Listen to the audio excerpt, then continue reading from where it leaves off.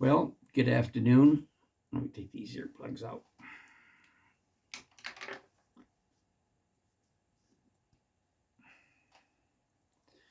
Well, good afternoon. It's getting the end of the summer. Got long sleeves on, so the weather's dropping a little bit. And it's been a while since our last video. And one of the reasons that it's been difficult is because it's been so confusing. Uh, Trump seems to be off the reservation at times, and um, just things are changing and going back and forth, and what was up and what was down. It was all a little bit confusing, and I was confused as well. I was disappointed in Trump didn't end the wars as he was supposed to. He was going to end them in 24 hours. That didn't happen, and I couldn't figure out what was all going on. To tell you the truth, however, kind of visualized and um, thought about Trump and his is he going crazy or is he getting old or senile or whatever? And then I thought, well, he couldn't be that senile if he's accomplished that much in life, and he's done a remarkable job in so many other areas.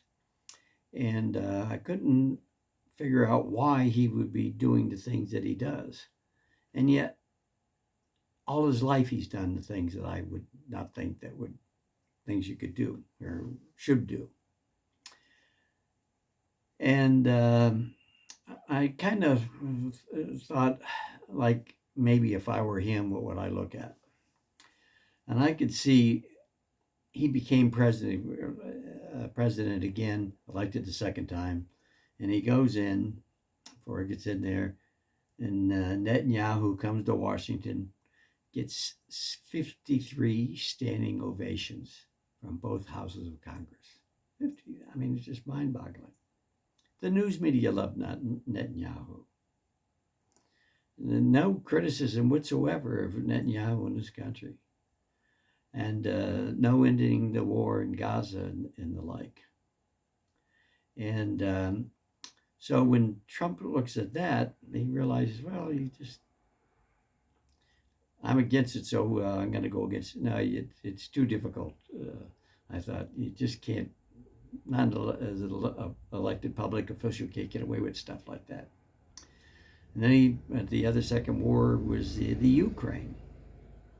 Well, Congress couldn't give enough money to Ukraine. The news media loved Ukraine. Lindsey Graham and his crowd and the rest of both Republican and Democrat, lots of money for the Ukraine. All the weapons, whatever they needed. Now, Americans, that's a different story. They got tragedies and fires and stuff like that, and we're running low on cash, but plenty of money for the Ukraine. So and then it got even crazier, and I'm thinking, Trump seemed to be confused about doing things, and nothing was going the way that I thought it should. Trump was babbling at different times and outburst on Twitter and other sources and causing chaos. And I was thinking, I don't know, maybe Trump was just going crazy, and yet there was a kind of a balance. Is he crazy, or is he does things? And he does things in such a way that he accomplishes things. Even the way that he ran for president, I thought more than once he put his foot in his mouth and he wasn't going to get the nomination, and yet he did. And I was thinking, now, am I missing something here? Because most politicians do things this way. And then I thought of the one sport where crazy activity happens: professional wrestling. And that is the Giant and the Arab and all these other people, and they hate each other and they wrestle and they do anything. And I remember years ago watching them on television, and I would happen to be up in Fort Wayne, Indiana, checking in the hotel, and I was just waiting in the lobby for a friend of mine, and in comes the crew of wrestlers that the Giant, I forget the bunch of them at the time, and they was as friendly as a baseball team, high school football team or baseball team, talking to each other, laughing, joking. They checked in the hotel. Oh, you'll see you at dinner, blah, blah, blah. And then in Saturday morning or when the wrestling matches, they'd come out, they hate each other, they throw them chairs at each other, they did this, that, and the other thing. And yet, when the lights were off and back in the hotel, they were friendly, they were just buds. And I remember Donald Trump had something to do with that wrestling stuff. Back in 20, I think it's 07 or 09, Donald Trump and Vince McMahon started a campaign against each other. They hated each other, and they got it to the point where the back and forth, and then they had WrestleMania, and they were so mad at each other that Trump had bet that he could beat McMahon, but they chose wrestlers to represent themselves, and they said that McMahon and Trump, they bet that whoever won the match would get their head shaved. Now we all know Donald Trump loves his hair, and McMahon was a loudmouth promoter of wrestling and this, that, and the other thing, and so the WrestleMania happened that night on 2007, and it was the most ever watched wrestling match. And in the match, McMahon was taunting Trump, and all of a sudden Trump and McMahon was at the edge of the ring punching one of the wrestlers, and Donald Trump came over, jumped on him, knocked him down, and was punching him in the head, and the wrestling match continued. It was just a hoop. A lot of 85,000 people were standing, jumping, raving, and the Trumpster won. His guy won, so they shaved the head of Vince McMahon. And the feud between Trump and McMahon lasted, and they verbally and physically went on against each other. And I think Trump made $4 million on the deal, and he donated his to charity. But the Wrestling Mania was such a con thing, and it was so funny. It's on YouTube, so you can watch it. And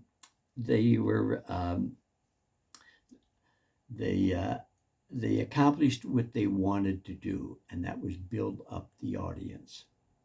They made money, and of course Trump went to charity, but they accomplished what their goal. And it was funny, entertaining. Both of them looked like fools. Both of them looked like they didn't know what they were doing. Both of them lost their temper and all this other stuff. But it was all entertainment, and it accomplished what they wanted to do. And I'm thinking, is Trump doing that again? Not with McMahon. He and McMahon remained friends throughout the whole ordeal, even though they had the public one thing saying about each other and yada, yada, yada. But they accomplished their goal. And I wonder if Trump was doing that with these two wars. Just like he could not betray Netanyahu. He could not cut off the funding for the Ukraine.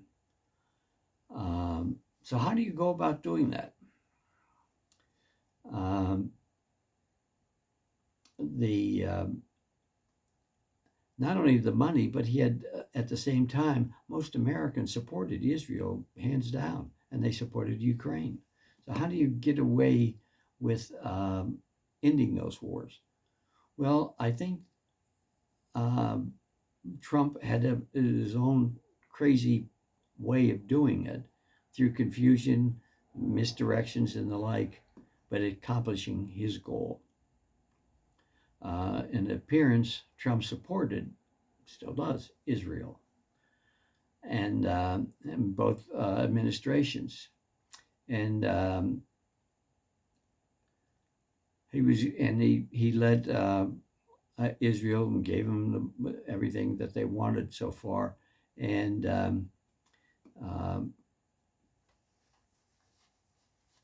he did up until Netanyahu kept pushing because he wanted America in the war with Iran,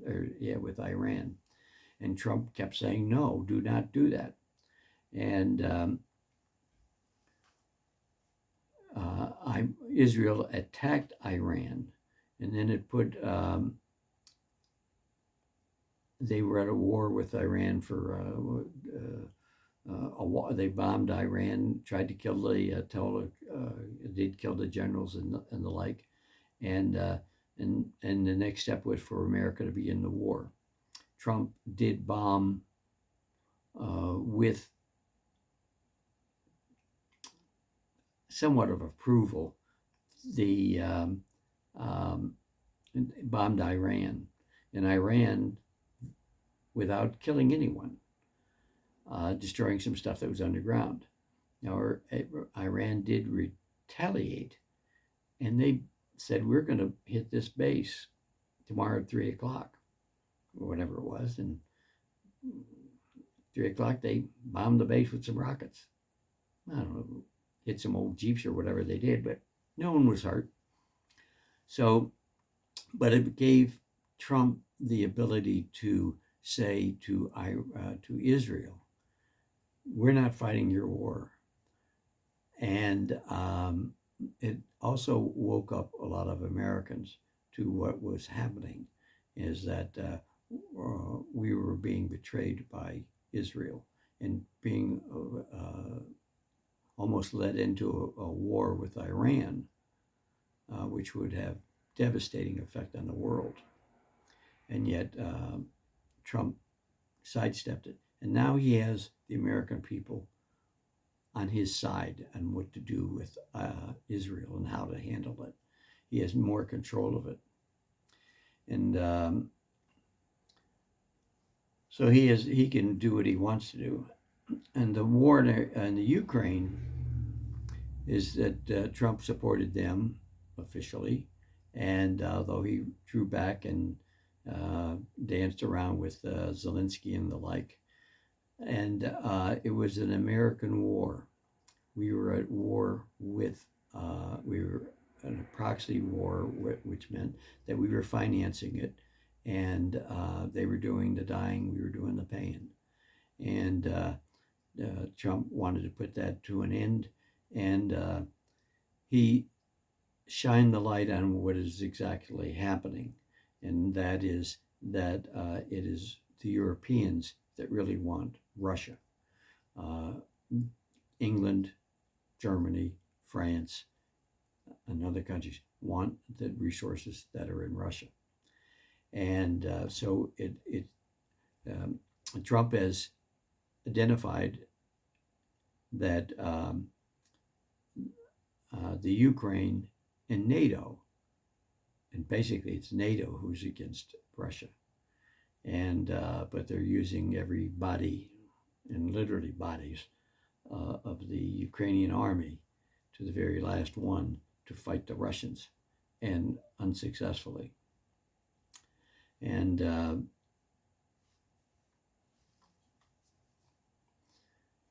sometimes you wonder, why are they going after Russia? Well, and NATO is saying, well, because they're going to invade Europe. Well, Russia has been invaded so many times by Sweden, Finland, France, Poland, England, and Germany. And we're in a time of the world today where we don't need wars. And the Russian uh, has doesn't have any military bases in other places of the world, like say the United States. We have 270 bases throughout the world. England has bases around the world. France has bases in other parts of the world. Russia doesn't. And so why are they the ones who are going to be conquering all these places? And when we look at Russia, we have to think that right from our beginning of time, our beginning of our own country, uh, Russia was on America's side at the beginning. Uh, England hired mercenaries to fight the Americans in the Revolutionary War. If you remember, the Hessians came in from Persia or Germany, and England also wanted to hire Russian troops, and Russia refused to send any mercenaries, Russian mercenaries, to America. And during the Civil War, um, England was supporting the South, and they wanted dissolving of America to come back at it or whatever, and they were supporting the South for the cotton and the like. Well, Russia supported the North, and they felt very warmly about Abraham Lincoln, and there's statues that were in Russia put up for Lincoln. And in the Civil War, the Russians sent a fleet of over in the Atlantic Ocean to monitor the British a little bit to make sure that they weren't tilting the scale with their navy with the South. And they also send another part of their fleet to San Francisco to let them know that Russia was on America's, the Union side. And then we get into the First World War. Russia was an ally of the United States. And many historians in the Second World War, many historians believe that during the Second World War that we wouldn't have won the war unless there was Russia. Russia did most of the fighting of the Germans and their allies. In the Second World War, 400,000 Americans were killed in the Second World War. That's a lot of people. And that's including from North Africa, Italy, France and Europe, and the South Pacific. And that's 400,000. The Russians lost 30 million people, 30 million fighting the Germans for 5 years. And they were in their country, and they were absolutely brutal to the Russian people. And when 9/11 hit, President Putin was the first foreign leader to speak directly with President Bush. He called and expressed his condolences to the president and to the American people, and his unequivocal support for whatever reactions the American president might decide to take. Others said that the pledge that Putin made seemed to be a signal of almost a new level of military cooperation between two former Cold War enemies. Some have even called, after 9/11, it was an alliance to fight terrorism. And we think about our own American history. We fought 2 wars against England,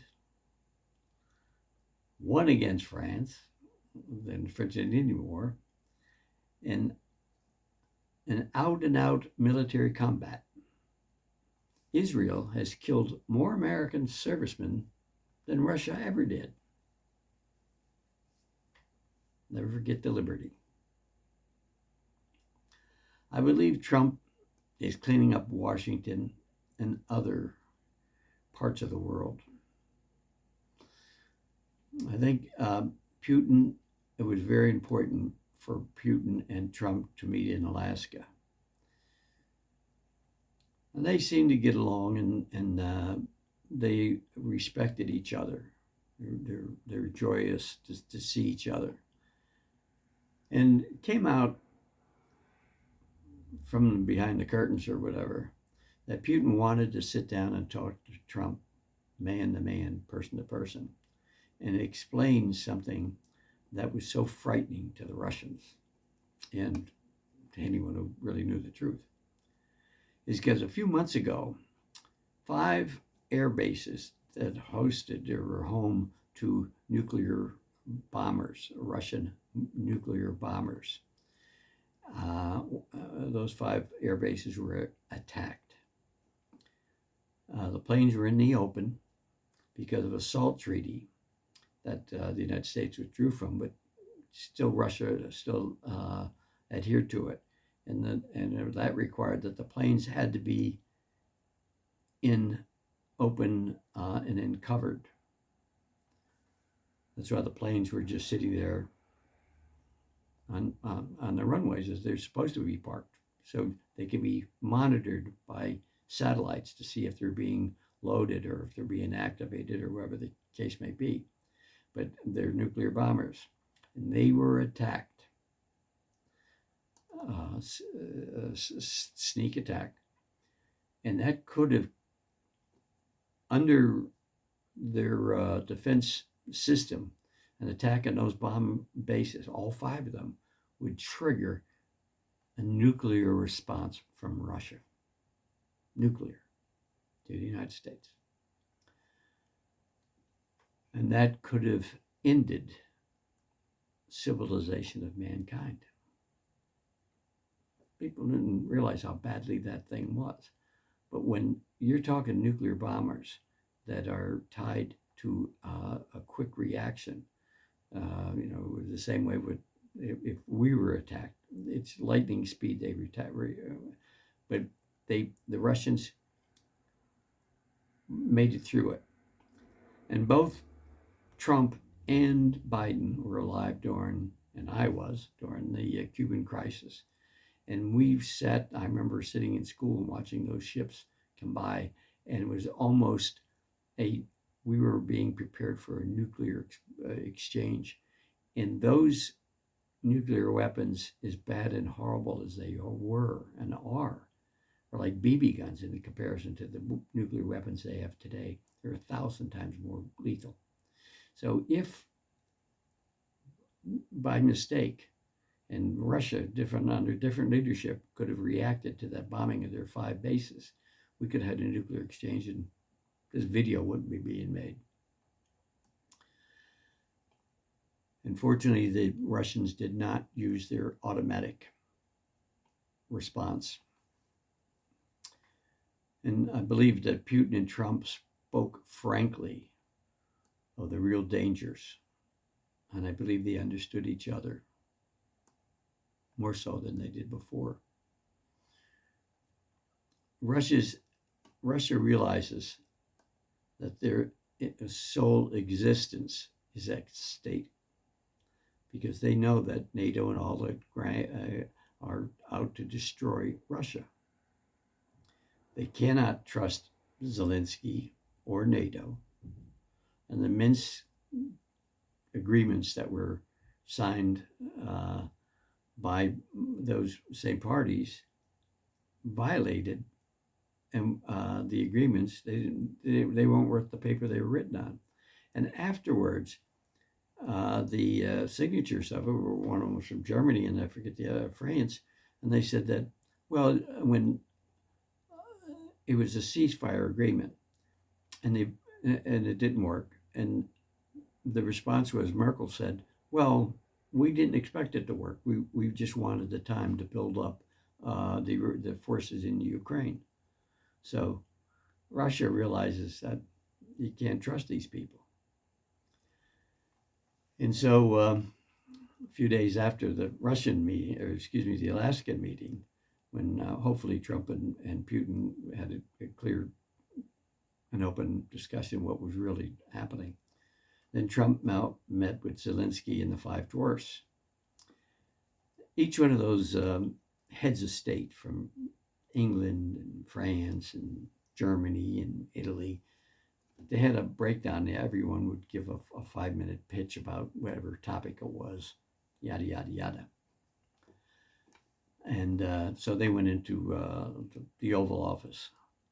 And if anyone ever goes into a meeting, and I remember in business, who's ever sitting behind that desk, he is the one who's in command. And whether you go to the principal's office, to a doctor or a lawyer, whoever is behind that desk, he's the decision maker. And Trump was not there for a discussion, to be entertained, or to be lectured to. He was there to direct. And they all sat there quietly as he was the man in control. And he is the man that I think is going to work his own way, like he did at WrestleMania, when everybody was cheering and jumping in the stands and laughing and hooting and hollering, or just no one knew what was going on, but Trump and McMahon did. And I think that Trump and Putin do know what's going on, and we're hopefully going to have some comforting news in the near future. But I think, at least I believe, that Trump is in command. He knows what he's doing. Crazy as it sounds, he and McMahon made WrestleMania famous, and I think he's going to accomplish his goal. And I hope we have all, as Paul Harvey would say, a good day.